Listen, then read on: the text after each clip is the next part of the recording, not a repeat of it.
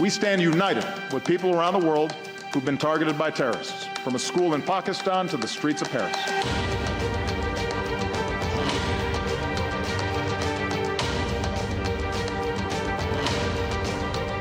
This morning's terrorist attack in Tel Aviv is driven by the same hatred that has motivated similar such attacks in Paris, in Brussels and across the world.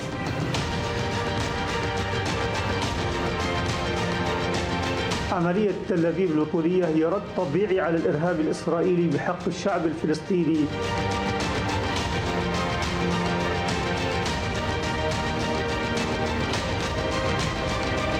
أنا أولويتي قضاء على أدوات إسرائيل في سوريا.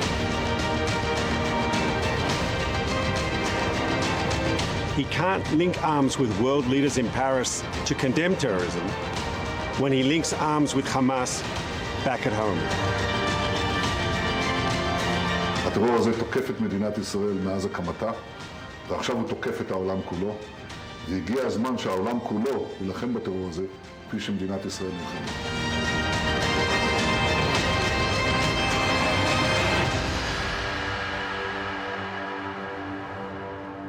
Bonsoir à tous, édition spéciale sur i24 News pour donc évoquer cet attentat commis ce matin par un jeune Palestinien, un terroriste donc dans un bus en plein cœur de Tel Aviv.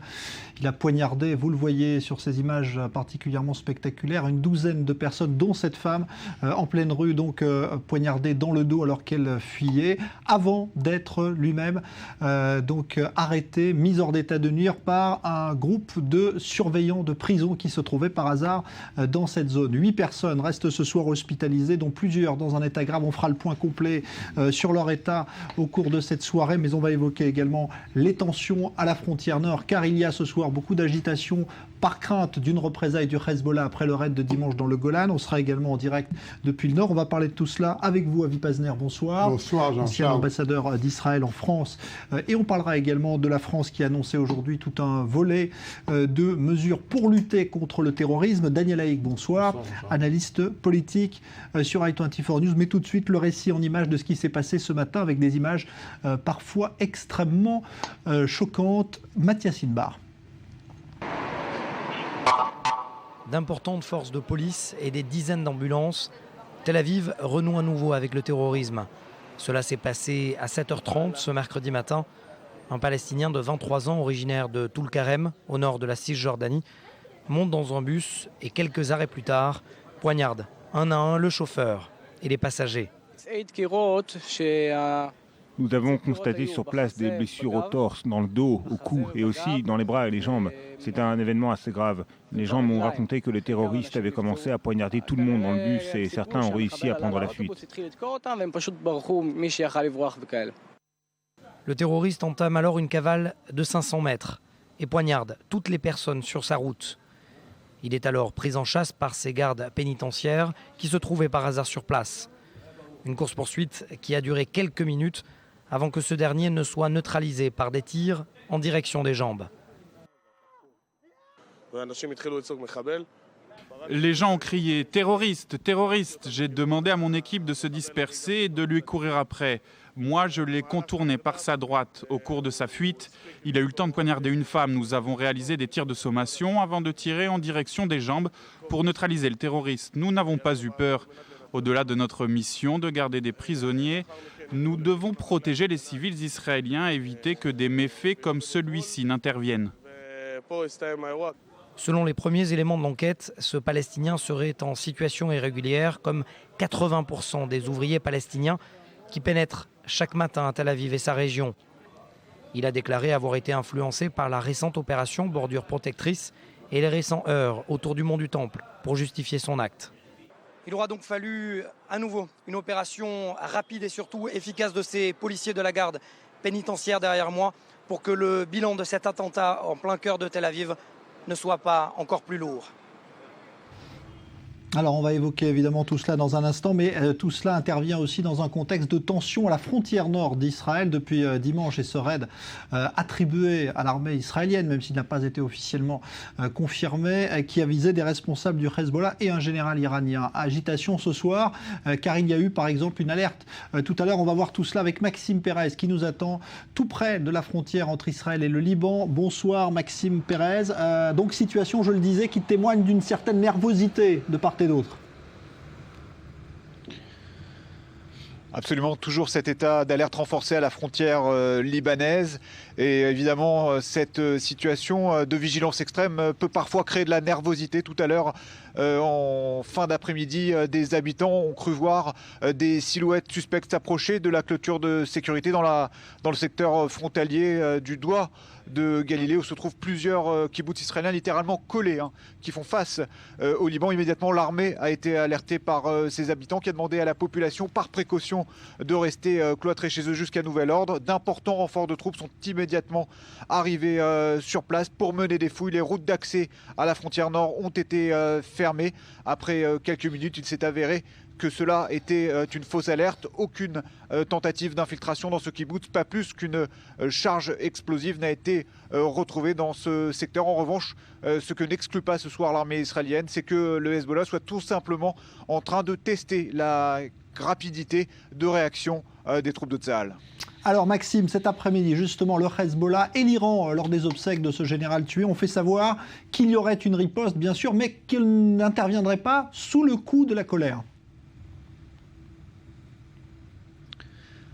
Oui, derrière les menaces, derrière cette rhétorique belliqueuse de l'Iran et du Hezbollah, ni l'un ni l'autre ne cherche à riposter de manière immédiate à cette attaque. Ils veulent prendre le temps de préparer leur opération de représailles, frapper quand le timing sera confortable pour eux du territoire qui sera peut-être aussi le meilleur pour eux en termes de repli, si tant est qu'il y ait bien sûr, suite à leur représailles, une contre-offensive de l'armée israélienne, puisqu'on parle bien ce soir toujours d'un risque d'escalade, et évidemment que de là à ce que se déroule cette riposte attendue du Hezbollah, eh bien l'armée israélienne devrait continuer, maintenir son état d'alerte à la frontière libanaise, au moins dans les prochains jours, si ce n'est plus, si ce n'est dans les prochaines semaines. Et il faudra évidemment être extrêmement vigilant, parce que c'est très certainement quand Israël, et du moins l'armée, va baisser la garde, que ce soit à la frontière libanaise ou syrienne, que le Hezbollah sera le plus prompt à mettre ses menaces à exécution. Merci Maxime Pérez. On vous retrouve évidemment un petit peu plus tard dans cette édition. Alors on va évoquer évidemment les deux sujets l'un après l'autre, parce qu'ils ne sont pas connectés en tout cas ce soir. Avi Pazner, quand on parlait de terrorisme et du monde uni contre le terrorisme il y a quelques jours après ce qui s'est passé à Paris, est-ce qu'on doit mettre justement l'attaque de ce matin de Tel Aviv sur le même plan que ce qui s'est passé par exemple à Paris? Certainement, certainement. Et c'est un fait que les premiers à réagir, c'était le Quai d'Orsay, qui a exprimé sa solidarité avec Israël et qui a dit que le combat contre le terrorisme était un combat commun. C'est-à-dire, tout ce que nous disions toutes ces années, que pour véritablement combattre le terrorisme, il faut se donner la main, il faut s'unir. Aujourd'hui, cela sort de France. Et ça, c'est très important, parce que jusqu'il y a quelques semaines, l'attitude était différente en France, et je dirais même en Europe.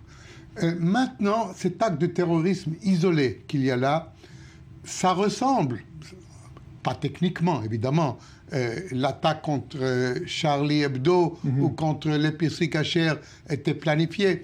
Mais là, qu'un terroriste qui n'appartient peut-être pas à une cellule organisée peut s'infiltrer en Israël et peut toucher, blesser 30 personnes, moi, il me semble qu'il y a quelque chose qui cloche ici, ok? Parce qu'il était armé d'un couteau, il n'était pas avec une mitraillette. Et je crois qu'il faudra se demander comment on peut faire pour arrêter cette espèce de terrorisme, de ce loup solitaire, armé légèrement, des armes à blanc, qui peut vraiment faire des victimes graves, et d'autres. Alors, il y en a beaucoup qui étaient en état de choc, qui étaient évidemment mais il y en a considérés comme oui, blessés, Jean-Charles, mais il y en a encore. Ce soir, il y en a encore une dizaine à l'hôpital. C'est-à-dire, ils ont été blessés, certains grièvement. Et on se demande qu'est-ce qu'on pourrait faire. Par exemple, il y avait un temps, pendant l'intifada, la seconde intifada, où il y avait des agents de sécurité sur les autobus. Pas sur tous, mais sur les autobus. Ça, c'était un déterrant, ok. On peut peut-être se demander... vous savez que le conducteur du bus a essayé d'arrêter le terroriste, mais il n'était pas armé. Alors, il y a là une question, est-ce qu'on devrait armer tous les conducteurs du bus, c'est-à-dire les entraîner, les armer, ou peut-être leur donner d'autres moyens, du gaz lacrymogène? Il avait utilisé. Je suis heureux de l'entendre. Alors apparemment, ce n'est pas suffisant. Alors, Elie Carmon, vous qui êtes un expert justement contre-terrorisme, vous nous rejoignez, bonsoir à vous. Qu'est-ce qu'on peut faire pour lutter contre ce type d'attaque qui se répand maintenant un peu plus en Israël? Il y en a eu plusieurs ces derniers mois. Quand il s'agit d'une population tellement grande qui vit en symbiose avec les Israéliens, c'est très difficile. On peut faire clairement plus, mais c'est très difficile tant qu'il y a une incitation non seulement du Hamas, qui d'ailleurs, il y a exactement un mois, avait publié une vidéo sur l'Internet. Alors on va voir ces vidéos justement parce qu'on a vu, vous nous avez justement envoyé ce document et on va voir ce que le Hamas publie parce que ce terroriste a reconnu aujourd'hui s'être inspiré d'Internet pour commettre son action. On va voir ces vidéos tout en vous expliquant ce que vous disiez, Elie Carmon. Et donc, ça c'est d'un côté, disons, opérationnel, incitation aussi, mais l'autorité palestinienne, qui jusque maintenant était surtout centrée sur Jérusalem, surtout pour des raisons politiques, parce qu'il voulait que pendant la discussion au Conseil de sécurité, Jérusalem soit considéré comme un sujet très important à part. Elle peut perdre le contrôle. Je ne crois pas que l'autorité palestinienne veut une intifada, mais elle peut perdre le contrôle. D'ailleurs, on a vu que la majorité de ceux qui ont fait ce genre d'attentats, tant avec les couteaux ou ceux qui ont utilisé des voitures ou des bulldozers, étaient membres de familles, membres du Hamas ou des sympathisants du Hamas. Voilà, ce qui est le cas dans cette vidéo, puisqu'on voit justement comment le Hamas incite à poignarder et montre un peu les techniques, c'est ce qu'il a apparemment inspiré. Ouais. Et aussi courir, ne pas se laisser prendre. Ce qu'il a fait aujourd'hui. Daniel Haïk. Oui, je crois qu'on est dans une situation un peu particulière, parce que, en tout cas, le terroriste a affirmé qu'il avait été mu par ce qui s'est passé au moment de l'opération Bordure Protectrice, ce qui s'est passé sur le mont du Temple. Or, cela nous ramène plusieurs mois en arrière. Donc ce terroriste, on va dire, a eu la riposte lente plutôt. Mais je crois qu'il y a quelque chose. On est dans une situation tout à fait particulière dans laquelle l'État d'Israël est confronté à une nouvelle forme de terrorisme. Il y a eu d'abord dans l'histoire d'Israël, il y a eu le combat armé entre armées régulières, et puis il y a eu la lutte contre le terrorisme. On a vu, elle s'est exprimée une forme de succès d'Israël, en particulier au moment de l'opération Rempart à la fin de l'intifada. En 2002, à partir de 2002, on a vu qu'Israël était capable de juguler, en tout cas de maîtriser, de freiner une forme de terrorisme. Et là, maintenant, on est dans une forme de terrorisme qui n'est pas commanditée par des organisations, par des organismes, mais qui est une forme de terrorisme de loups solitaires, de personnes isolées. Et cela rend plus difficile. Cela oblige quelque part les services de renseignement à peut-être dresser des formes de portraits robots, des portraits de stéréotypes, des portraits types de terroristes, et d'essayer de prévenir quelles peuvent être les réactions selon certains paramètres, qui peut être un terroriste isolé, qui est capable dans la population, dans l'immense population palestinienne, d'être susceptible de se conduire de la sorte. Et je pense que quelque part, pour revenir à ce qu'a dit Avi, il y a là un terrain fertile pour les services de renseignement et français d'un côté et israéliens de l'autre, pour essayer de coopérer. Et si on veut faire front contre le terrorisme, il y a là un terrain commun, il y a une sorte de communion d'objectifs entre la France et Israël face à ce terrorisme, puisqu'en France aussi, c'est une forme de terrorisme isolé. Et là, quelque part, il faudrait qu'on unisse les efforts pour essayer de lutter ensemble contre ce genre de phénomène. Oui, et je dirais pas seulement en France, parce que le terrorisme aujourd'hui, c'est une plaie mondiale, européenne certainement. Et c'est extrêmement important que l'on comprenne que toutes ces formes de terrorisme ont une même racine. Okay? Et la racine, malheureusement, il faut le dire, c'est l'islam radical et intégriste. Okay? Alors cela prend toutes sortes de formes. On peut s'appeler Al-Qaïda, on peut s'appeler Daesh, Al-Nusrat, on peut dire Hamas. Mais tout ça, c'est un phénomène qui provient de la même source. Et c'est cela qu'il faut combattre, et cela à l'échelle mondiale, parce qu'Israël tout seul ne peut pas combattre toutes ces organisations. Et c'est là qu'une coopération serrée avec l'Europe, avec les États-Unis évidemment, est nécessaire et, je crois, peut avoir de très bons résultats. Je voudrais dire que dans le cas de la France, c'est plus grave qu'en Israël. Parce qu'en Israël, on est des ennemis avec une grande partie des Palestiniens. Mais en France, ce sont des citoyens français, deuxième ou troisième génération. Selon les services du ministère de l'Intérieur français, il y a au moins 3 000 ou 5 000 djihadistes déjà reconnus ou qui sont considérés comme djihadistes. 3 000 à surveiller, a dit aujourd'hui Valls, le Premier ministre. Mais il y a 2 semaines, il a dit déjà 5 000. Donc il a un peu changé la donne. Et il paraît, excusez-moi, il paraît qu'il faut 25 hommes pour surveiller un terroriste. Bien sûr. Faites le calcul. Mais ça me mène aussi, on ne peut pas faire un profil de tous les terroristes potentiels de ce genre. On oublie que pendant la première intifada, la majorité des attentats du Hamas étaient dans les grandes villes, à Bat Yam, à Holon, à Tel Aviv, avec des couteaux. Oui. Il y a eu plusieurs assassinats de policiers ou de soldats, mais la grande majorité, c'était ce genre d'attentats, et ce n'est pas possible d'arrêter tout le monde. Bien sûr qu'on peut prendre des mesures. D'ailleurs, ce qu'on a fait dans les bus, et mon institut a été à l'époque demandé par le Premier ministre Sharon de faire un brainstorming pour décider quelles sont les mesures à prendre. C'était à cause des attentats suicides. Parce que la majorité des attentats suicides ont été dans les bus. Ça est devenu une menace stratégique. Donc, on peut utiliser aussi des agents, disons, qui ne sont pas reconnus, pas des policiers vraiment. On peut armer beaucoup plus de gens. Il y a aussi dans ce cas un peu de danger qu'on perd le contrôle. Bien sûr, ça, il faut être très sélect. Quand on arme, par exemple, un chauffeur d'autobus, il faut savoir qui on arme. Il faut l'entraîner, il faut savoir avec qui on a affaire. Mais je suis complètement d'accord avec M. Carmon. Il faut prendre des mesures comme on a pris au début de la seconde intifada. Et peut-être pourrons-nous enrayer, que ça reste avec les couteaux, qu'on n'en vienne pas au terrorisme suicide, qui est beaucoup plus grave.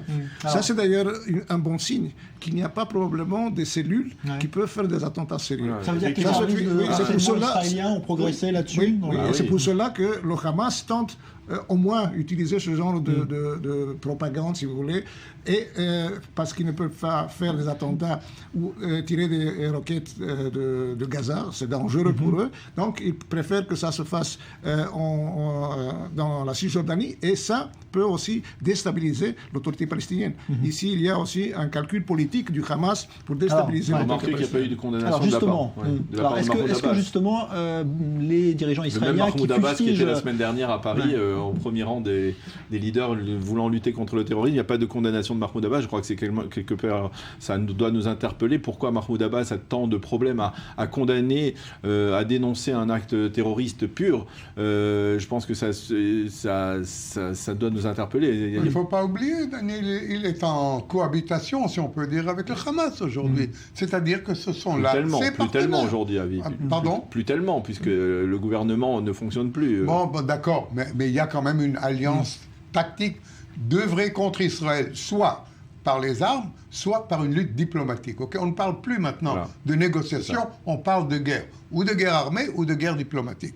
Et Abou Mazen fait partie d'un front qui aujourd'hui est en guerre contre Israël. L'incitation, tant dans les journaux officiels qui sont de l'autorité, mais aussi sur les sites du Fatah, et ils sont très sévères.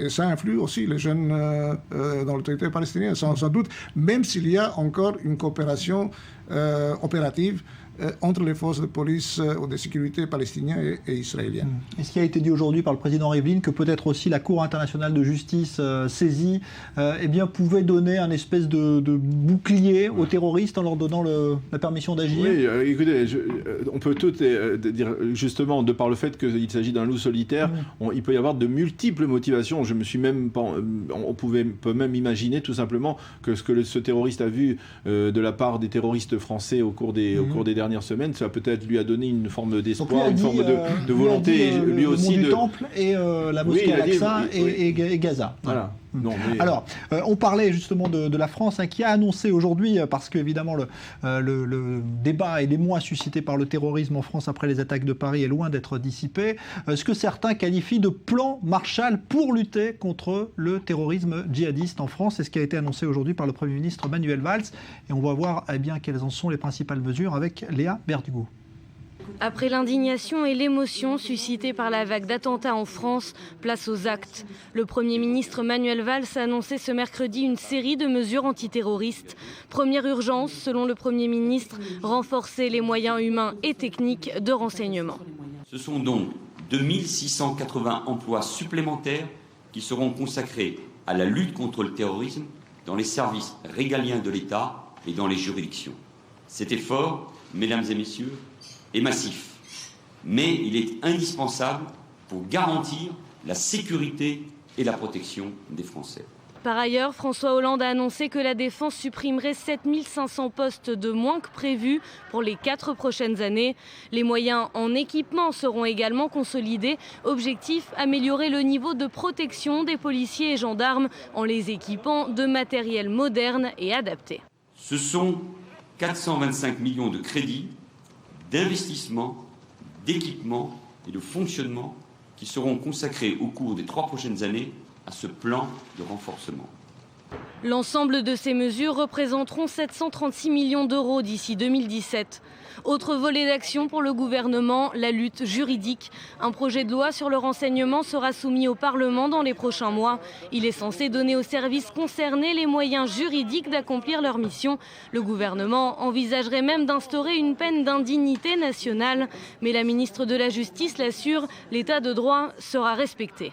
Je suis parfaitement très impliquée dans cette lutte engagée par le gouvernement contre le terrorisme. Mais c'est ma responsabilité, en effet, en tant que garde des Sceaux, ministre du droit, ministre des libertés, de veiller à l'équilibre entre la nécessaire préservation des droits et des libertés et les exigences de l'ordre public.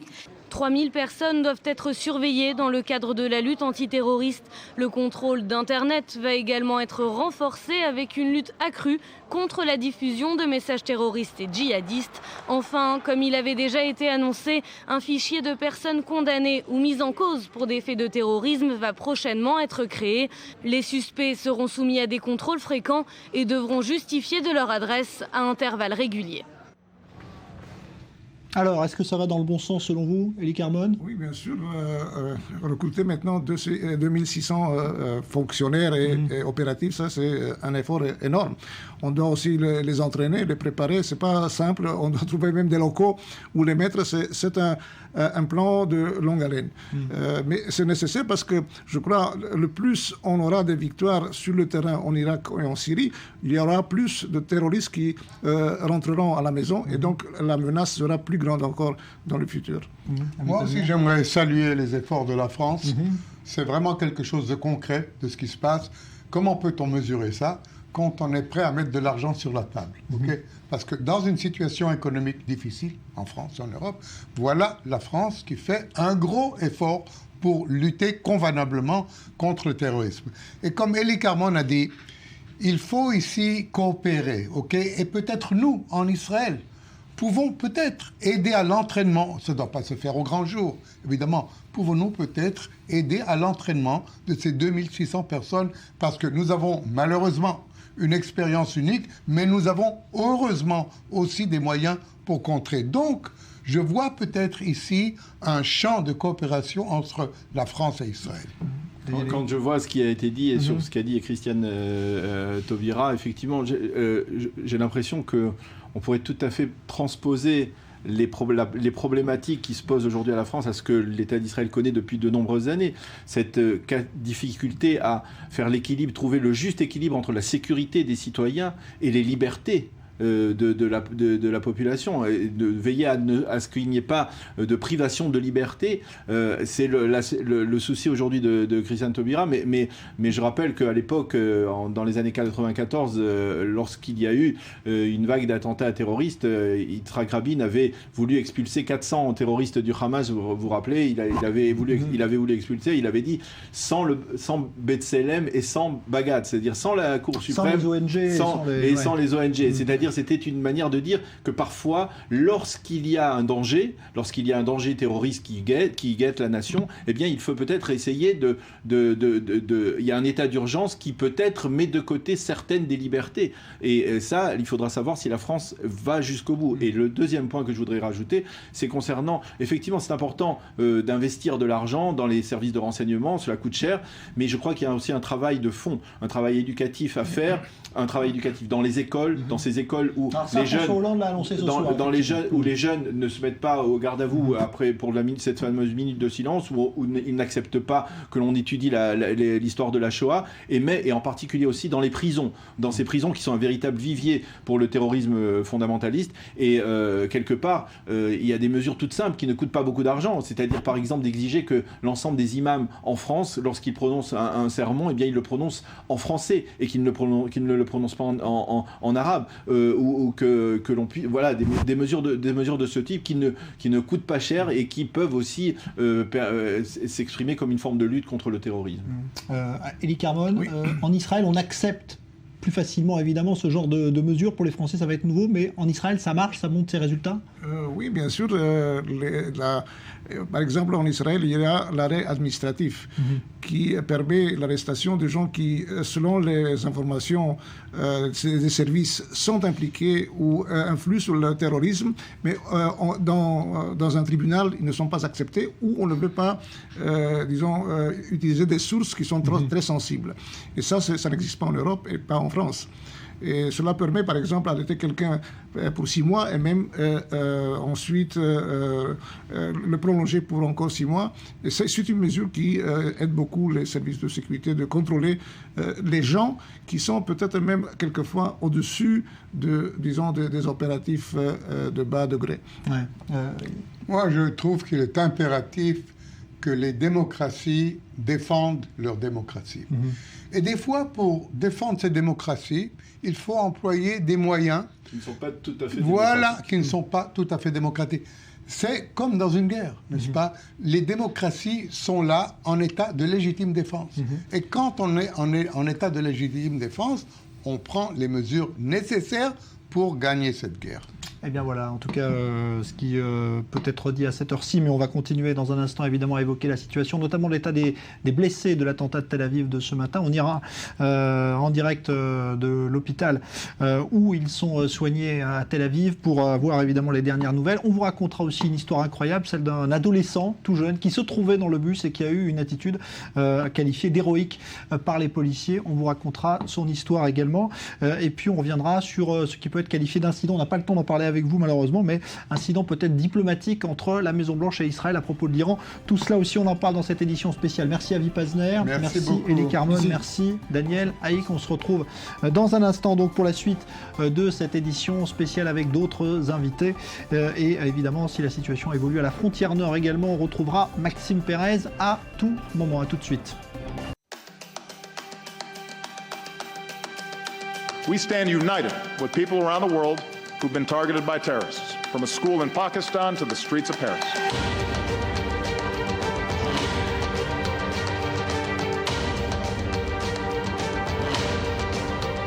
This morning's terrorist attack in Tel Aviv is driven by the same hatred that has motivated similar such attacks in Paris, in Brussels, and across the world.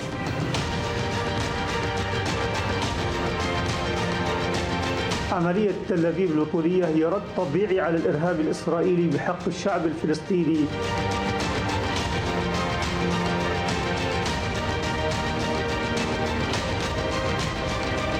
أنا أولويتي قضاء على أدوات إسرائيل في سوريا. He can't link arms with world leaders in Paris to condemn terrorism when he links arms with Hamas back at home. הטרור הזה תוקף את מדינת ישראל מאז הקמתה, ועכשיו הוא תוקף את העולם כולו, והגיע הזמן שהעולם כולו ילחם בטרור הזה, כפי שמדינת ישראל נלחמת.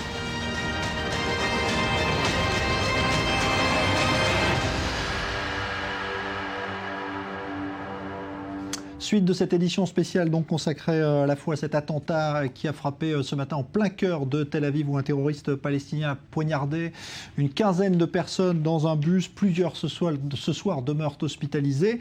On va en parler dans un instant. Et puis également la situation sécuritaire dans le nord d'Israël après donc le raid dans le Golan de dimanche dernier qui a visé des membres importants du Hezbollah et un général iranien. Tout cela donc qui fait craindre une possible riposte et donc l'armée israélienne déployée massivement ce soir à la frontière nord. Deux invités politiques nous rejoignent à présent. Laurent Sigé, bonsoir. Bonsoir. Membre du parti travailliste israélien, et Benyamin Lashkar, bonsoir. Bonsoir. Vous êtes membre du comité central du Likoud, donc le parti du gouvernement, en tout cas du Premier ministre. Alors, on va vous raconter d'abord, au cœur de cette tragédie de ce matin à Tel Aviv, eh bien, cette histoire héroïque. Elle concerne un adolescent d'à peine 13 ou 14 ans qui a fait face à ce terroriste qui était en train de poignarder donc, ces personnes dans l'autobus. Récit signé Myri Maman. Cris, panique, confusion, les passagers du bus 40 témoignent de ces instants de violence.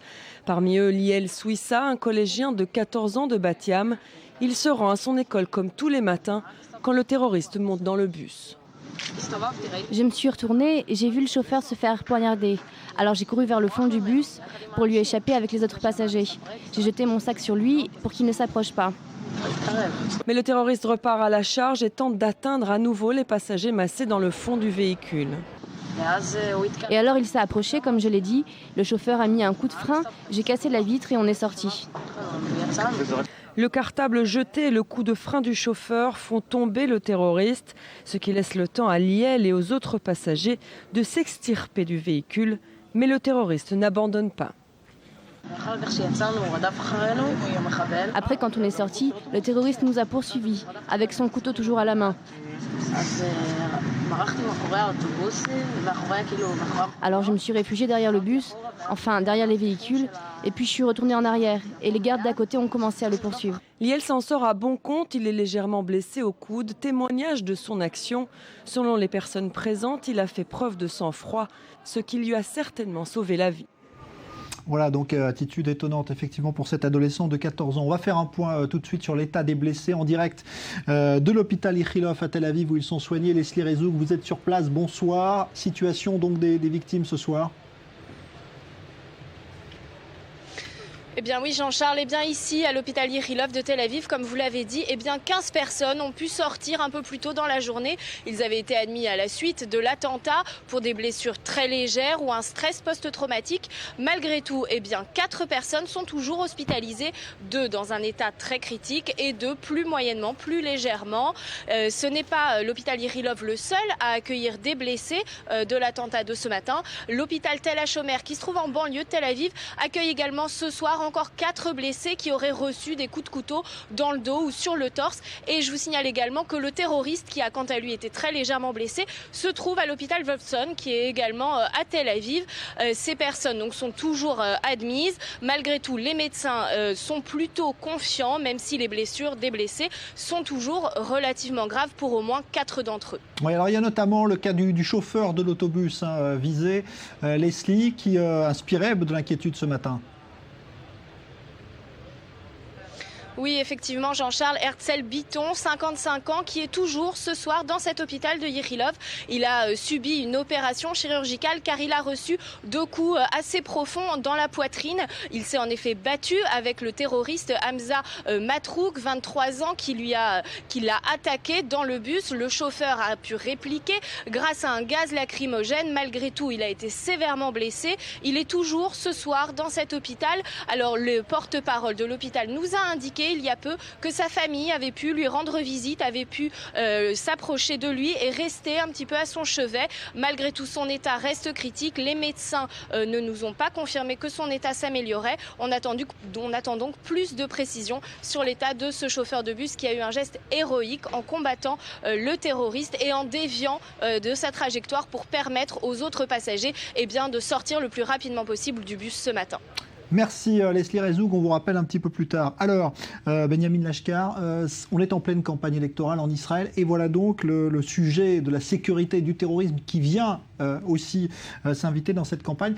Est-ce que ça peut justement changer ce qui était en train de se passer, là où on parlait plutôt d'économie, de société ? Je ne pense pas. Les Israéliens sont habitués malheureusement à ce genre d'événement. C'est le résultat de la politique d'incitation à la haine d'Abou Mazen, Mahmoud Abbas, depuis des mois. Encore maintenant récemment, le fait de vouloir mettre Israël devant le tribunal international. Cette politique d'Abou Mazen mène à ce genre d'actes. Et je pense que les Israéliens sont parfaitement au courant qu'il n'y a pas de partenaire. Et malheureusement, on a tout le temps à devoir être prêt à réagir à des actes pareils. On a effectivement entendu beaucoup de réactions aujourd'hui, Laurent Siget, notamment de droite, qui parlait de cette incitation et cité comme responsable, évidemment, Mahmoud Abbas. Est-ce que c'est lui qui doit être... Premièrement, je voudrais apporter mes vœux de prompt rétablissement aux blessés et à leurs familles, un soutien important, parce que ces gens-là ont subi quelque chose quand même de dramatique. La grande force, et ce dont je suis le plus fier quand je suis israélien, c'est cette population. Ces gens qui arrivent, ce chauffeur de bus qui lutte avec ce terroriste, ce gamin qui a la présence d'esprit de jeter son sac pour arrêter ce terroriste. Ça, c'est quand je suis en tant qu'Israélien et quand je vois ces images, ça me remplit de fierté. Ça, c'est la première chose. Deuxièmement, l'influence que ça a sur la campagne électorale. D'abord, je trouve pas ça tellement... Je vous dis franchement, c'est pas le problème. Moi, ce qui est grave, c'est le fait de monter dans un autobus aujourd'hui et de se faire presque assassiner par quelqu'un qui est déterminé à assassiner des gens parce qu'ils sont juifs, premièrement. Pour ce qui est de la politique de Abbas, alors ça il y a toujours une dichotomie en Israël qui est très claire. D'un côté, on dit qu'il n'y a pas de partenaire. Donc le Likoud se dit, moi je ne veux pas négocier avec Mahmoud Abbas, ce n'est pas quelqu'un de fiable avec lequel on peut négocier. D'un autre côté, on lui demande tout de même, on collabore, parce que le contre-espionnage, le Shabak israélien collabore de façon extrêmement étroite avec les forces de l'autorité palestinienne. Alors il faut se décider. Ou ce n'est pas un partenaire et on ne collabore pas avec ses forces de sécurité militaires ou policières, ou c'est un partenaire et alors on travaille avec lui en collaboration. Dire il n'y a pas de partenaire et puis demander, vous savez combien, moi je suis simplement Yuval Diskin et les responsables du Shabak aujourd'hui, vous savez combien d'attentats les Palestiniens ont empêchés en collaboration avec le Shabak israélien? Des dizaines. Des dizaines. Alors il faut se décider. Je ne parle pas du Hamas, la bande de Gaza, c'est différent. La Cisjordanie, c'est un autre problème. Alors décidons-nous.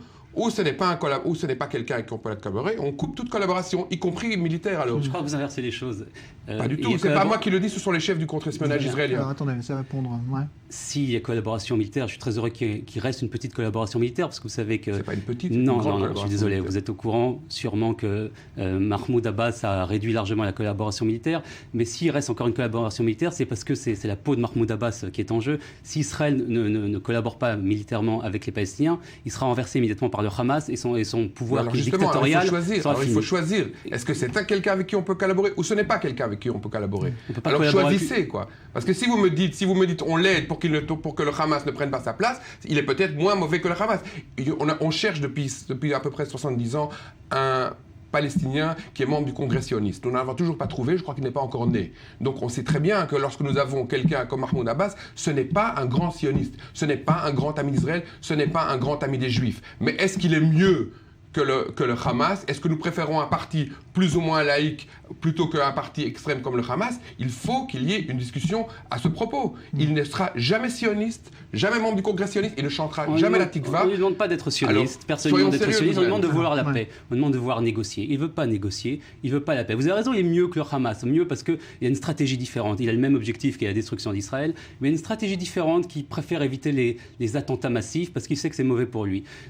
C'est pas à nous de décider qui dirige les Palestiniens, c'est aux Palestiniens de choisir des leaders qui veulent faire la paix. Et tant qu'ils n'auront pas choisi de leaders qui veulent faire la paix, on ne pourra pas arriver à la paix. Donc en attendant aux Palestiniens de prendre leurs responsabilités et de choisir de nouveaux leaders et de gens qui sont ouverts à la paix. C'est tout. Ok. Moi je me souviens qu'en 82, lorsque l'OLP se trouvait à Beyrouth, la grande mode, c'était de dire il faut absolument casser l'OLP. On a cassé l'OLP, on a viré Arafat de Beyrouth, il est parti en bateau. Qui est rentré, qui a remplacé Arafat après? Le Hezbollah. Chaque fois que nous cassons quelqu'un et que nous perdons un ennemi, nous avons un ennemi qui est pire. Alors parfois, il faut faire le calcul un peu machiavélique, un peu cynique, de se dire peut-être que finalement, c'est pas le meilleur, c'est pas le plus sioniste, c'est pas le plus sympathique, c'est pas ce qu'on veut, mais c'est certainement mieux que si la bande de la Cisjordanie devenait aujourd'hui Hamas. Vous inversez pas du tout. Pendant quelques années, je termine une petite seconde. Pendant quelques années, nous avons mené une politique tout à fait différente. Nous avons une séparation entre la bande de Gaza et la Cisjordanie. Nous avons permis une plus grande collaboration économique, sociale entre la Cisjordanie et Israël. Qu'est-ce qui s'est passé? Le niveau de vie des Palestiniens en Cisjordanie a beaucoup augmenté. Quand vous allez à Ramallah, vous voyez qu'il y a quand même un niveau de vie qui est largement supérieur à ce qui se passe dans la bande de Gaza. Pourquoi? Parce qu'Israël a mis aussi du sien en permettant à ces gens de se développer économiquement, en enlevant un peu les barrages, en enlevant... Et puis surtout, quelque chose dont votre parti était contre, c'était de construire ce mur qui a protégé. Parce qu'aujourd'hui encore, ce gars qui est rentré, ce terroriste qui est rentré pour commettre... Il vient de Tulkarem. Il n'est pas censé être là. Ce n'est pas comme à Jérusalem où là nous avons annexé Jérusalem et là nous avons une population arabe à l'intérieur de Jérusalem. Ce type-là, il n'était pas censé se trouver aujourd'hui au centre de Tel Aviv puisque nous avons un mur, il n'était pas censé le franchir. Ce qui se passe, c'est que votre parti propose en fait un État binational.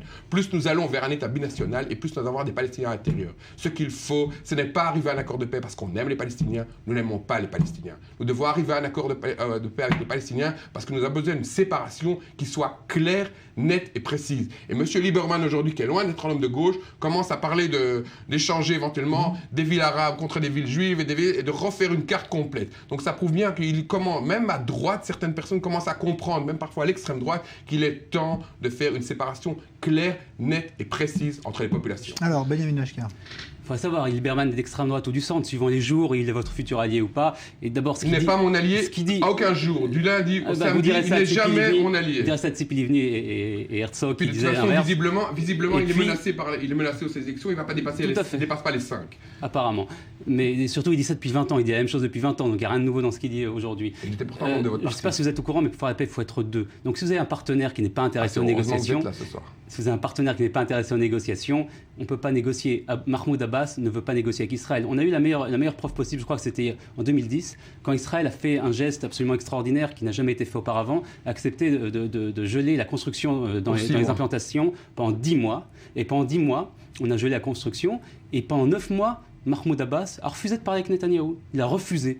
Et c'est juste quelques semaines avant la fin, 3 semaines avant la fin, qui subitement dit « Ah non, je veux négocier maintenant, c'est scandaleux, quoi, on va reprendre les constructions. » C'est un jeu que personne n'est dupe de ce qu'il fait. Il n'est pas intéressé aux négociations, il veut juste gagner du temps. Il joue sur les deux tableaux, d'un côté se présenter comme quelqu'un qui veut la paix, et de l'autre, évidemment, il ne veut surtout faire aucune concession. Parce qu'évidemment, le but des Palestiniens, enfin de la direction palestinienne, n'est pas d'avoir un État. Ils n'ont aucune envie d'avoir la responsabilité de gérer l'économie, de gérer les emplois et de devoir se prendre la tête, excusez-moi, avec des vraies questions et de s'occuper réellement de leurs citoyens. Ils veulent juste continuer cette situation et arriver à étouffer Israël petit à petit sur la scène internationale, peut-être de façon économique, avec la politique du BDS, des sanctions économiques. Ils ne sont absolument pas intéressés du tout à faire la paix. Donc, alors, pour répondre à ça très brièvement, vous avez tout à fait raison sur cette dernière partie, je suis tout à fait d'accord. D'ailleurs, ils ont beaucoup intérêt à ce que le Likoud reste le plus longtemps possible au pouvoir parce qu'ils profitent de l'isolement diplomatique d'Israël, ils profitent du fait qu'il n'y a pas de volonté israélienne de faire avancer le processus de paix. Donc, pour les Palestiniens, je rejoins tout à fait ce que vous venez de dire, le Likoud, c'est excellent. Il n'y a pas mieux que le Likoud pour faire profiter les intérêts palestiniens. Plus le Likoud règne, plus Netanyahou est là, plus on est isolé diplomatiquement. Même ce soir, il arrive à se disputer avec le président des États-Unis. Il faut quand même être fort, parce que je croyais comme moi je me suis dit, quand il est venu dans la politique il y a 20 ans, il parlait tellement bien l'anglais. Je dis quand même, avec les Américains, les Européens sont des salauds, on le sait, mais quand même les Américains sont des copains. Avec eux, ça va aller. Eh bien, même avec eux, il est arrivé à se disputer. C'est quand même... Avec Obama, pas avec tous les Américains. Oui, mais bon, maintenant, écoutez, finalement, Netanyahou, il est bon sur Fox, sur Sky, et il a quelques très bons relais. Il est invité maintenant ce soir au Congrès américain, au Parti républicain et au Parti du thé. Mais ça, au point de vue mondial, le poids de ces gens-là, il ne doit pas peser très lourd sur la scène internationale. Vous voulez dire que les républicains qui sont majoritaires aux États-Unis ne pèsent pas grand-chose. Dans les républicains, il a été invité par le Congrès par les deux partis. Maintenant, les États-Unis sont un allié fiable, c'est un allié avec qui on peut avoir des désaccords, ce qui est parfaitement naturel entre alliés. Les relations avec les États-Unis sont excellentes. C'est marrant que vous parliez d'isolement international. La semaine où le Premier ministre du Japon vient avec une délégation de 150 hommes d'affaires parmi les plus importants du Japon, vous nous parlez d'isolement international au moment où les relations avec l'Inde sont excellentes. C'est même un allié pro-israélien. Je sais que la Micronésie aussi. La Micronésie aussi est très pro-israélienne. Vous avez raison de comparer l'Inde et la Micronésie, c'est tout à fait la même chose. La Micronésie aussi est très pro-israélienne. Alors, on ne va pas faire toute la géographie tout de suite, mais on va s'intéresser à ce qui est plus proche de nous, c'est la frontière nord, puisque vous le savez, il y a aussi ce soir une tension qui règne, un déploiement important de forces israéliennes dans l'optique peut-être d'une riposte du Hezbollah après le raid de dimanche dans le Golan. Maxime Pérez est notre envoyé spécial et il a pu aujourd'hui confronter l'état d'esprit des populations qui bordent cette frontière. Reportage. L'armée israélienne restait en état d'alerte ce mercredi, le long de la frontière nord. Rien n'indique encore que le Hezbollah mènera sa riposte depuis le territoire libanais, ni même que celle-ci est imminente. Mais Tsahal ne prend aucun risque et a déployé un grand nombre de troupes près des localités frontalières de Galilée. À Nahariya, la population est habituée à ces pics de tension avec le Liban. Et pour l'instant, la perspective d'une escalade ne semble pas la perturber outre mesure. C'est sûr que c'est un peu tendu. Ce genre d'information pèse forcément un peu sur nous. Si quelque chose devait se passer, les gens sauront se tenir prêts. Ils savent que la tension peut monter et subitement redescendre. Pendant ce temps, c'est toujours dans le secteur de Quneitra, la frontière israélo-syrienne, que la guerre se fait le plus entendre. Depuis 24 heures, l'armée d'Assad pilote violemment les secteurs sous contrôle rebelle, notamment du groupe Jabhat al-Nusra. Une reprise en main de cette zone offrirait au Hezbollah une plus grande latitude opérationnelle, sans exposer directement le Liban. Alors, Benyamin Ashkar, même si ça n'a pas été reconnu officiellement, est-ce qu'Israël a raison de traquer ses ennemis où qu'ils soient et parfois même au risque de faire des victimes qui n'étaient pas désirées comme ce général iranien ? Évidemment, et personnellement, je ne parle pas au nom du Likoud, je parle dans mon nom personnel, si effectivement des généraux iraniens se trouvent sur le Golan, je pense qu'ils sont une cible légitime. Israël doit tout mettre en œuvre pour se défendre face au Hezbollah, qui est un de ses pires ennemis, une des pires menaces qui pèsent sur le nord d'Israël. Là-dessus, nous sommes d'accord. Il faut évidemment anticiper. Avant de recevoir un coup, il vaut mieux en donner deux. Ça, c'est sûr, c'est clair. Nous sommes dans une région qui est avec le Hezbollah, il n'y a pas de discussion possible. Même si on avait cru comprendre que finalement, face à l'État islamique et à Daesh, il y avait une certaine pas collaboration, mais disons que les services secrets israéliens trouvaient que c'était pas mal quand même qu'on garde le Hezbollah le mieux possible par rapport à Daesh, parce que finalement, ce sont des ennemis jurés. Maintenant, ce qui va se passer, est-ce que cette attaque, en fait, était politique, a été faite pour les... Il y a, l'ancien général Gallant, qui est membre du parti de Kahalon, a fait comprendre cette semaine que lui pensait que c'était une attaque. Il s'est excusé après. Il s'est excusé. C'est une bêtise. Bon, il a dit que c'était une bêtise, je veux bien le croire, j'ose espérer, parce que je fais tout de même un tout petit peu encore confiance, au moins à nos dirigeants, que de temps en temps, ils arrivent. On dit qu'en hébreu, on dit que même une pendule cassée donne 2 fois l'heure juste par jour. J'espère qu'au moins de ce point de vue-là, ils prennent les bonnes décisions et j'ose quand même espérer que cette décision a été prise sans tenir compte des élections qui se rapprochent. Il n'y a pas le moindre doute là-dessus. Alors, parlons maintenant de cette menace terroriste, parce que qu'elle émane du Hezbollah ou de ce qui s'est passé aujourd'hui à Tel Aviv. Finalement, est-ce que l'idée c'est de dire que ce soit de droite ou de gauche, on ne peut pas prévenir tous les attentats et que le risque zéro ne pourra jamais exister? Non, c'est évident. Si quelqu'un décide de prendre un couteau, d'aller poignarder des gens, on ne peut rien faire. Les meilleurs services de sécurité du monde ne peuvent pas être derrière chaque Palestinien, dans le cerveau de chaque personne. Il n'y a rien à faire. Il y aura toujours, malheureusement, des fous qui voudront assassiner des gens. Et voilà, on ne peut rien faire contre ça. Tout à fait. Il est impossible d'avoir ce qu'on appelle un degré zéro. C'est impossible dans ce domaine-là. C'est dommage qu'en 1996, lorsqu'il y avait les premières attaques de Palestiniens et qu'à l'époque le Likoud était dans l'opposition, il n'ait pas adopté la même attitude que le Parti travailliste adopte pour le moment, c'est-à-dire de ne pas en rajouter. Mais néanmoins, je pense qu'il faut quand même résoudre le problème à la source. Le fait qu'il y ait aujourd'hui un Palestinien de Tulkarem qui soit arrivé à l'intérieur de Tel Aviv, sans que, il doit bien être passé par un quelconque endroit, il faut quand même bien trouver ce qui a été là où il y a eu un échec. Il y a un échec clair. Parce que je dis encore une fois, à Jérusalem, ce qui se passe, c'est que quand ces gens ont la nationalité israélienne, là, il n'y a pas du tout de contrôle possible. Quand c'est un résident palestinien qui passe à l'intérieur d'Israël, malgré la barrière de sécurité, il y a effectivement un échec. Quand aujourd'hui, justement, on entend dire que si Bennett était au pouvoir, par exemple, eh bien, tout cela n'arriverait pas parce que lui voudrait une séparation plus claire, peut-être, mais tout en gardant et en refusant l'État palestinien. Quelle est la solution, à votre avis? Est-ce qu'il faut, comme le dit Laurent Siget, peut-être une séparation nette et précise entre Israéliens et Palestiniens? pour qu'il n'y ait plus ce genre de risque qui existe. Il y a une séparation, il n'y a pas de séparation. Bennett est au pouvoir, je ne sais pas si vous êtes au courant, mais il est quand même... Non, mais s'il avait, lui, les clés du gouvernement, ce qui n'est pas le cas encore. Son plan à Bennett, je ne sais pas pour parler pour lui, mais il ne me semble pas que ce soit complètement une séparation. Nous, notre but, c'est d'arriver à négocier avec les Palestiniens un accord dans le futur, un accord d'autonomie élargie, un État démilitarisé. Il y aura une séparation, des frontières claires. Ensuite, il reste à voir exactement de quoi on parle. N'oubliez pas qu'il chante la tikva aussi le matin. Il faudra rajouter ça, parce qu'enfin, tout de même, il faudra rajouter ça aussi en plus. Mais moi, on est là pour défendre les intérêts d'Israël, pas pour défendre les intérêts des Palestiniens. On n'est pas là pour rêver, il faut quand même un minimum de pragmatisme. Ce que vous venez de dire, c'était ce que Begin a proposé il y a plus de 40 ans. Et bien ça fait 40 ans, c'est comme le Messie, vous savez, le Messie on y croit, mais à un moment il faut voir qu'il arrive. Notre approche, on a eu 1500 morts avec l'intifada, je ne pense pas que ça marche, on peut maintenant passer à autre chose et il faut passer à une approche différente. L'approche du Likoud, à mon avis, n'a pas encore complètement été appliquée parce que malheureusement... Vous n'avez pas eu le temps, 40 ans, c'est pas suffisant pour gérer un pays. On n'a pas été 40 ans au pouvoir. Ah non, depuis 77 jusqu'à aujourd'hui, vous avez été combien d'années au pouvoir, seul 12, 15 ans. Oui, il va falloir refaire votre petit cours de Sciences Po. 28. Non. 28 tout seul. Depuis 77, 28 tout seul. Non. 28 tout seul. Ouais, on va pas compter dans les 28 tout seul, je vous le dis, sans le Parti travailliste. Le Parti travailliste, c'était pratiquement tout le temps au pouvoir, même quand Likoud était au pouvoir. C'était encore il y a 3 ans. 28 tout seul. Donc vous avez eu le temps de montrer ce dont vous étiez capable. Pour le moment, je crois que 12 ans de Netanyahou, 28 ans de Likoud, et à un moment... 12 ans de Netanyahou ?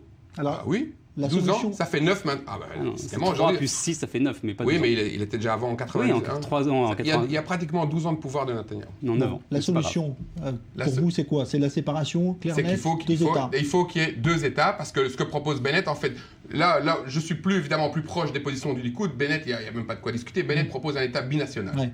Donc, je veux dire que tout le monde soit ensemble. Ça va être Woodstock, quoi. Non. Je veux dire, il n'y a pas moyen. Il faut une séparation claire et nette entre les Palestiniens. Il faut qu'ils aient un État. Maintenant, comment l'État, ça c'est une autre... Le plus grand problème en fait aujourd'hui, c'est qu'on n'a pas vraiment un bon partenaire. Mais ce qu'il faut, mon opinion à moi, c'est que pour qu'il y ait un bon partenaire, il faut que la Ligue arabe soit impliquée à 100% dans la négociation et que la Ligue arabe impose aux Palestiniens aussi d'accepter une solution négociée. Alors on parlait, vous vouliez répondre là-dessus ? C'est un peu le problème de la gauche habituelle, c'est qu'ils négocient avec eux-mêmes, toujours, ils pensent pour les Palestiniens, à la place des Palestiniens. Nous négocions avec nous-mêmes et vous pensez que vous allez trouver un candidat sioniste du côté palestinien. Écoutez, tant qu'il n'y a pas de personne, tant qu'il n'y aura pas quelqu'un qui est prêt à discuter et à faire la paix, malheureusement, le monde est compliqué, il n'y a pas toujours des solutions miracles aux choses. Il faudra continuer à gérer les choses jusqu'à que les mentalités changent de l'autre côté. Alors, on parlait du risque zéro qui ne peut pas exister en Israël pour prévenir ce type d'attentat et qui n'existe pas non plus, évidemment, on l'a vu en France, mais il y a parfois des ratés dans des opérations de surveillance qui peuvent donner à réfléchir. C'est ce qui se passe aujourd'hui en France avec des révélations concernant l'auteur de l'attentat contre l'hypercacher de Vincennes, Koulibaly, qui aurait fait l'objet d'un contrôle. On va en savoir plus avec les derniers éléments de l'enquête le concernant. Léa Berdugo. L'enquête progresse sur les attentats de Paris. 4 hommes qui gravitaient autour d'Amédi Koulibaly ont été mis en examen et écroués. Le procureur de Paris, François Molins, détaille leur profil.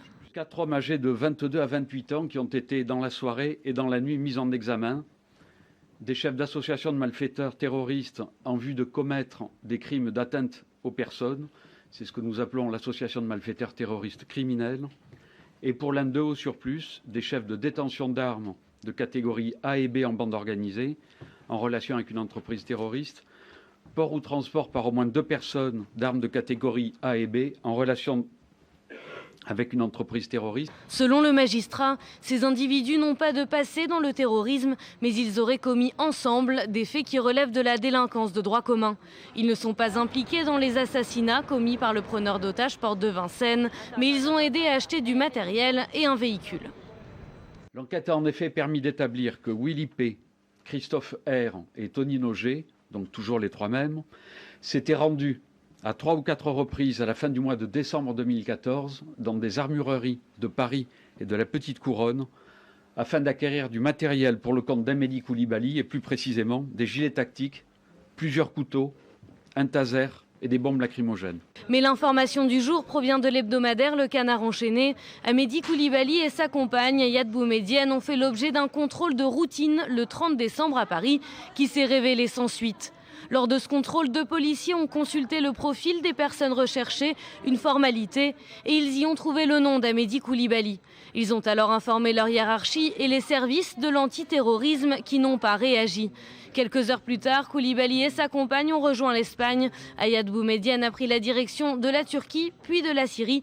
Ahmedi Koulibaly est lui remonté à Paris pour mener quelques jours plus tard ces 2 attaques.